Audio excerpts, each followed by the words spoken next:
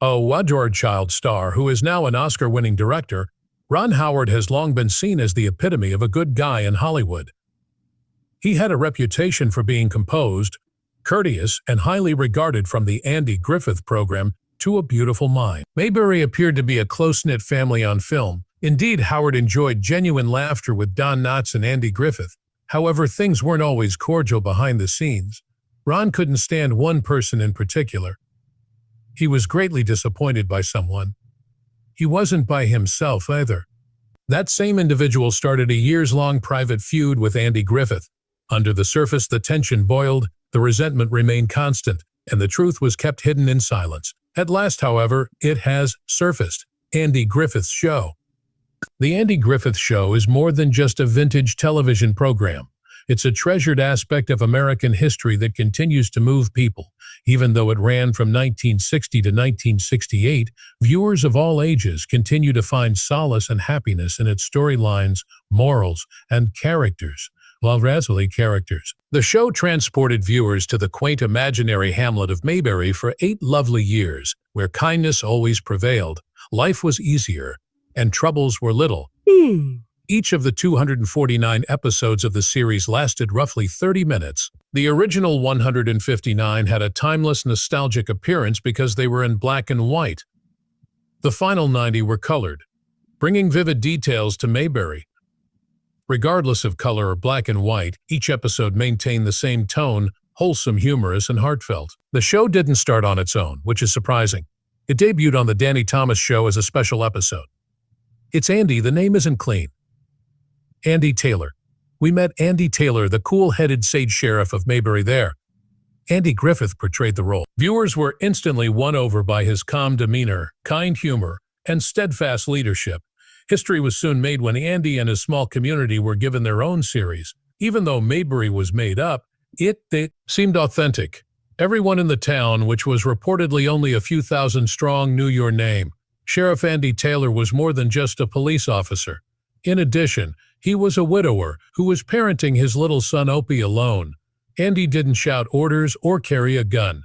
He maintained peace with quiet strength, patience, and common sense. In his dual roles as father and sheriff, he served as Mayberry's stable core. A young Ron Howard played the endearing and inquisitive Opie. One of the most heartwarming aspects of the show was the father-son relationship.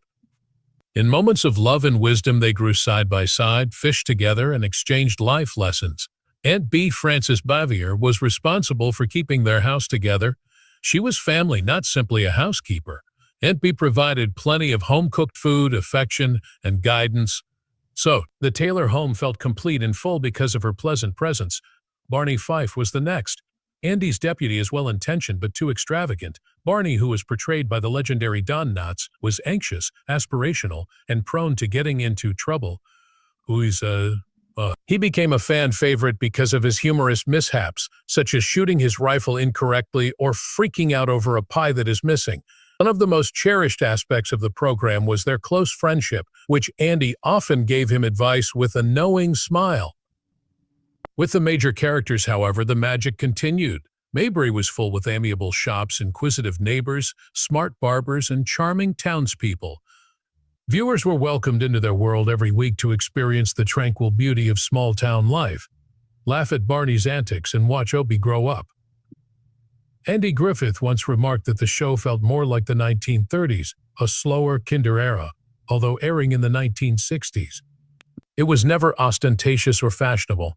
It was special because of that. It provided warmth, tranquility, and timeless ideals. The audience adored it. During its entire life, the show received high ratings, and in 1968 it became the most popular program in America, a unique distinction that it shared with Seinfeld and I Love Lucy. Frances Bavier received 1 Emmy, and Don Knotts received 5. Despite this, Andy Griffith's performance did not earn him an Emmy. The Andy Griffith program is still going strong today.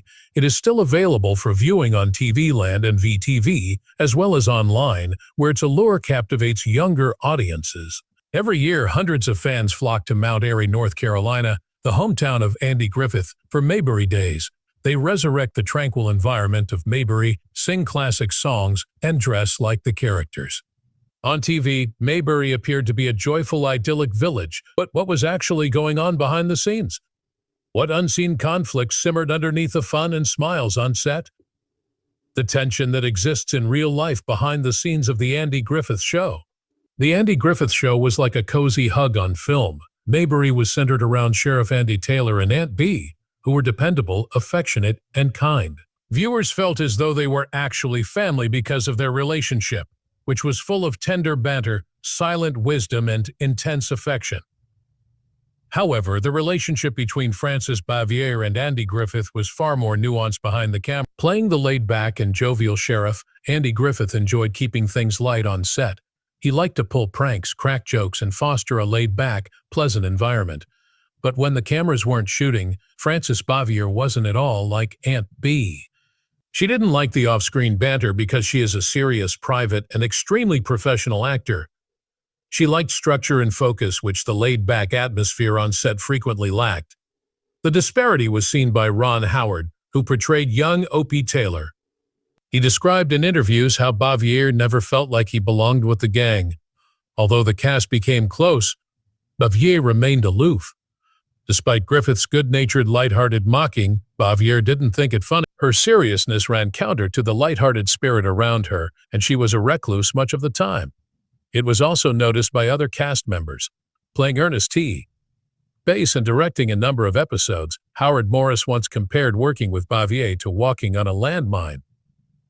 Tension could arise from even minor requests, such as asking her to move a little for the camera. She disliked being questioned or corrected because she was proud of her job. In his memoir, Goober Pile actor George Lindsay even asserted that Bavier had physically attacked another actor. Whether or not that story was overblown, it contributed to the developing portrait of a woman who was frequently irritated or unhappy in the background. Nevertheless, throughout the length of the show, Andy Griffith never made any disparaging remarks about Bavier. He avoided discussing personal issues in public and maintained a professional demeanor. He didn't subtly confirm the claims until an interview on Larry King Live in 1998. Although they had a tense relationship, the story had taken a moving turn by that point. Frances Bavier unexpectedly phoned Griffith 4 months prior to her death in 1989. She acknowledged that she had been challenging throughout the show's filming and expressed regret for her actions. She apologized, and Griffith took it. After years of separation, there was a silent moment of reconciliation. Early indications of Bavier's emotional detachment had been there. Her home in Siler City, North Carolina, was visited by Griffith and Ron Howard in 1972. She spoke to them exclusively via the locked door, refusing to let them in. When producers attempted to include her in the reunion film Return to Mayberry in 1986, the same thing occurred. She refused to take part and once more addressed guests via her door, stating plainly, "I never liked Andy Griffith." That is a shocking remark, particularly for those who considered Aunt Bee to be the spirit of the Taylor home. In actuality, though, Frances Bavier frequently felt out of place among the other actors. Although her character was adored, it was primarily serious, and some thought she was upset that Andy Griffith and Don Knotts received the greatest humorous parts. That might have made her feel even more alone. Ron's father, Rance Howard, once implied that Andy himself harbored resentment toward Bavier throughout the years. It's simple to understand how two resolute professionals with such different approaches may have subtly argued. However, that tension was never depicted on television. Andy and Aunt Bee developed a genuine affection. Mayberry felt like home because of their soft kitchen chats, the peaceful coziness of their family meals, and the attention she gave Opie.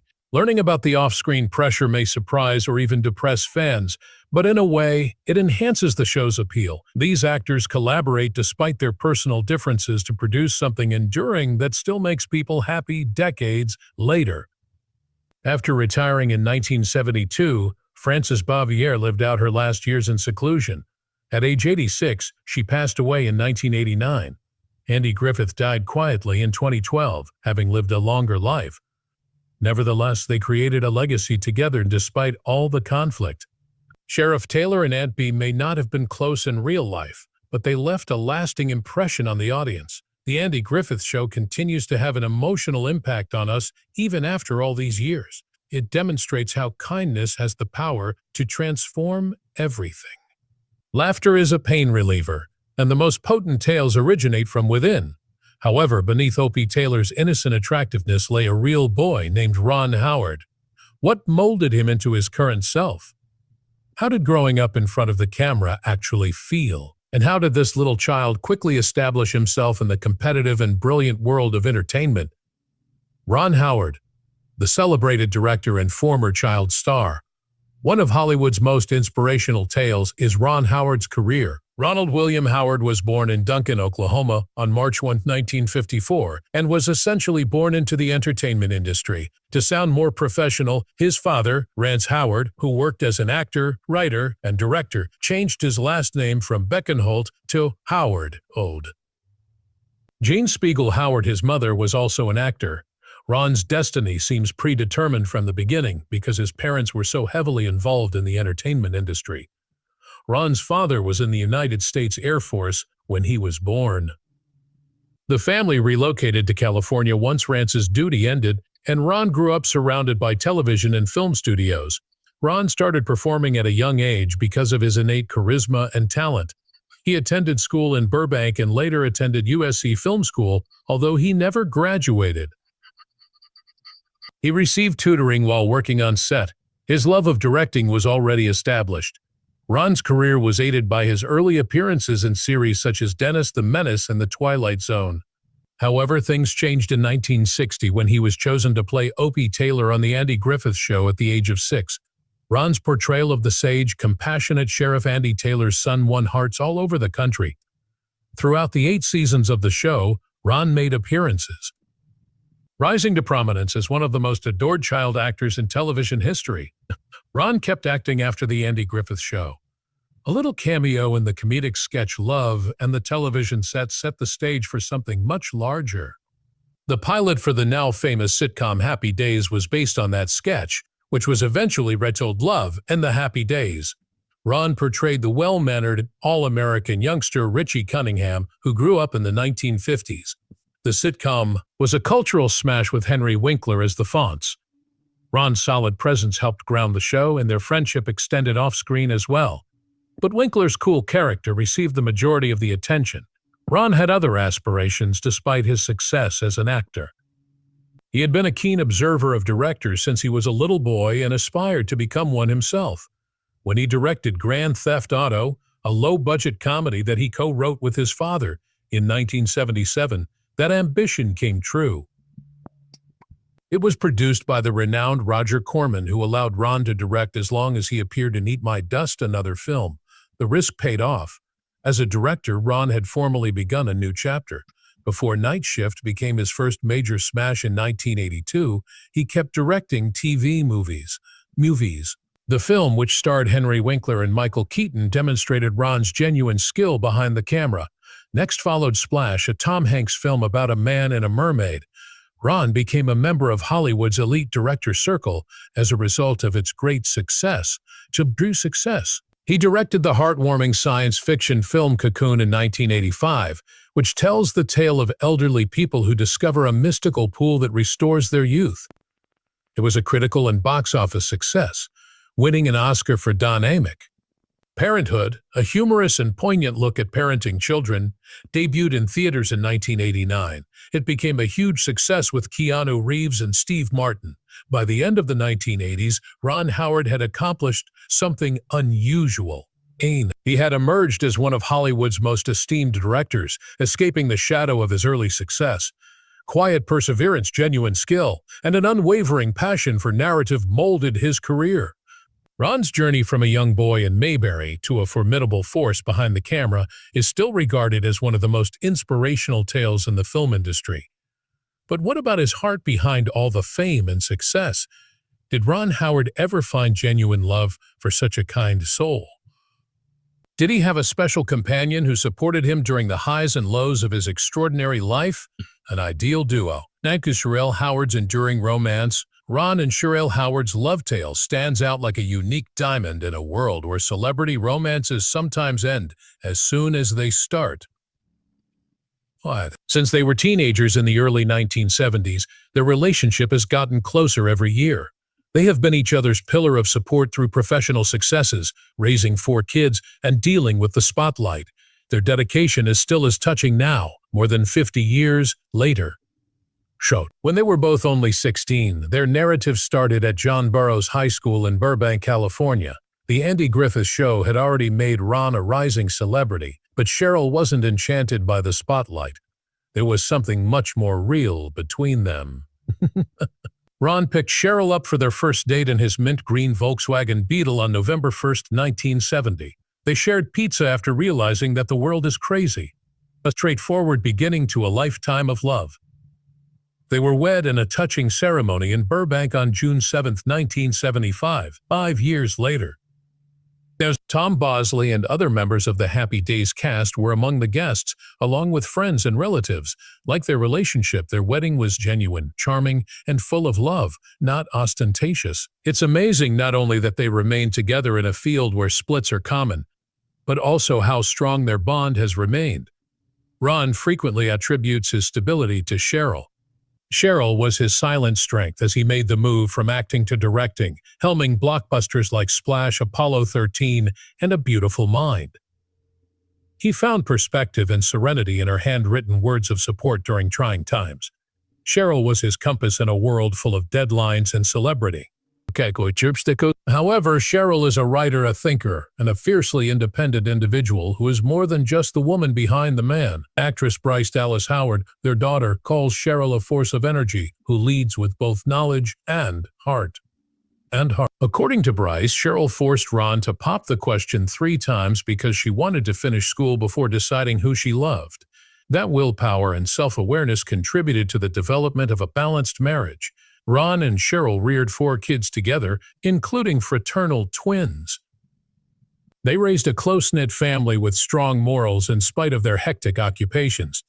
All of the Howard children have talked about the consistent love and support they got from their parents, but Bryce and Paige pursued artistic endeavors. Ron and Cheryl have maintained their relationship over the years, not just because they are in love, but also because they have similar interests. They read stories together, go to events together, and talk about books and movies with equal interest. According to Ron, Cheryl's emotional intelligence frequently influences his perception of characters and narratives, serving as a reminder to him to emphasize human connection in his work. The couple commemorated their 50th wedding anniversary on June 7, 2025. Ron shared a touching picture of them on a beach at sunset on social media to commemorate the occasion. He wrote, "Thank you for 50 wonderful years, the family, and the experiences they have given me. What a journey. What a journey. Downriver through serene, tranquil rivers with a few challenging rapids." He went on to say that their ability to love and respect one another enough to continue paddling was the key to their success. Ron gave Cheryl a ride in the same Volkswagen Beetle they had on their first date the year before, adding a touch of nostalgia to their anniversary. It was a heartfelt remembrance of the day their adventure started. Ron frequently talks about the things he thinks make a marriage work: communication, growing together, and a little bit of luck. Above all, though, he values friendship, respect, and hard work, and they continue to support one another year after year. Cheryl previously revealed that Ron's storytelling talent was what initially drew her to him. For more than 50 years, they have been bound together by a common love of fantasy, wonder, and special moments. But was life always easy, especially for someone as stable and compassionate as Ron Howard? Did he ever encounter controversy in a world as unpredictable as Hollywood? An unusual encounter with controversy for Ron Howard. In Hollywood, Ron Howard is regarded as one of the most admired, understated personalities, a unique combination of award-winning filmmaker and former child star with a spotless record. A handful of his artistic choices as a director have generated controversy over the years, despite the fact that he has mostly escaped the public outbursts and personal problems that frequently accompany celebrity. Despite their small size, these incidents highlight the conflicts that exist between cultural sensitivity, public expectations, and storytelling. The publication of the Da Vinci Code, an adaptation of Dan Brown's immensely popular book in 2006, was one of Howard's most well-known scandals. Despite being a box office hit, the movie drew a lot of criticism. especially from religious organizations. The movie was accused by Catholic groups, including Opus Dei, of propagating heretical notions and misrepresenting Christian history. A disclaimer that the movie was a work of fiction was sought by some, rejected, claiming that a disclaimer would violate artistic freedom and that the movie was obviously a work of fiction. Despite himself at the center of a contentious cultural controversy, Howard maintained his composure and stood up for the film's integrity without being defensive. A Beautiful Mind, which earned Howard an Academy Award for Best Director, was another major source of dispute. The film chronicled the heartbreaking tale of John Nash, a gifted mathematician who battled schizophrenia. The film was later criticized for leaving out important aspects of Nash's life, including an unmarried child and accusations of abandoning that child, despite being hailed for its emotional depth and powerful performances. Howard was accused by critics of sanitizing Nash's story in order to win an Oscar and appeal to a wider audience.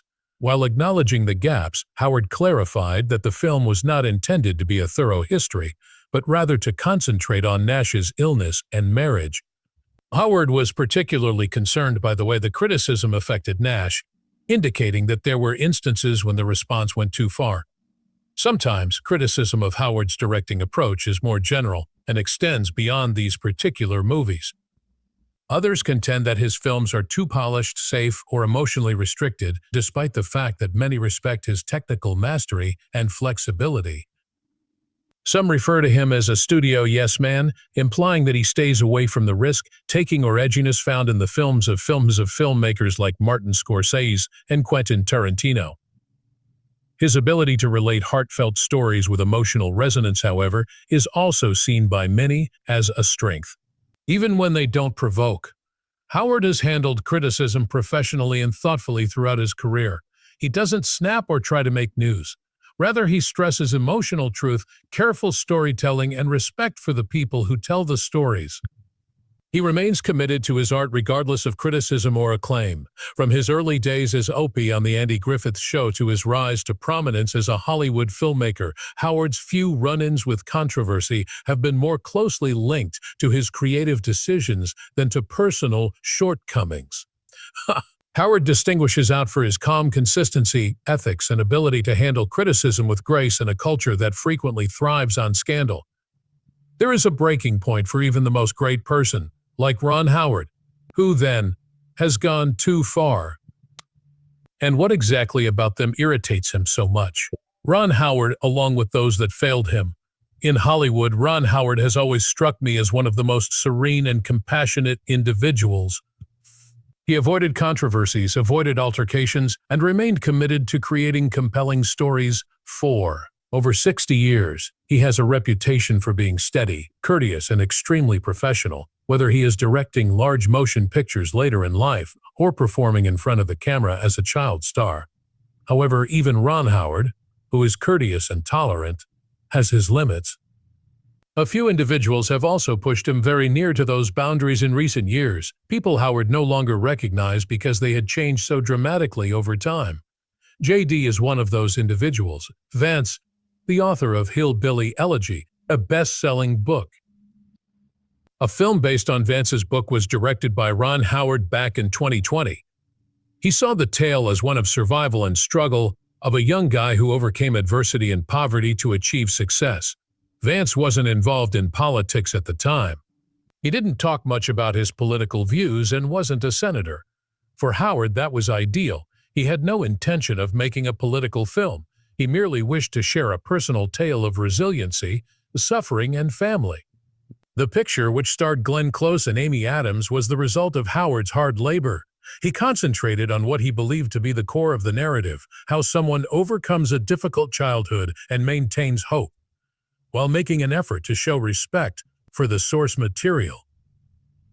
He didn't make an effort to promote any political viewpoint, and he and Vance didn't discuss politics much while the movie was being made.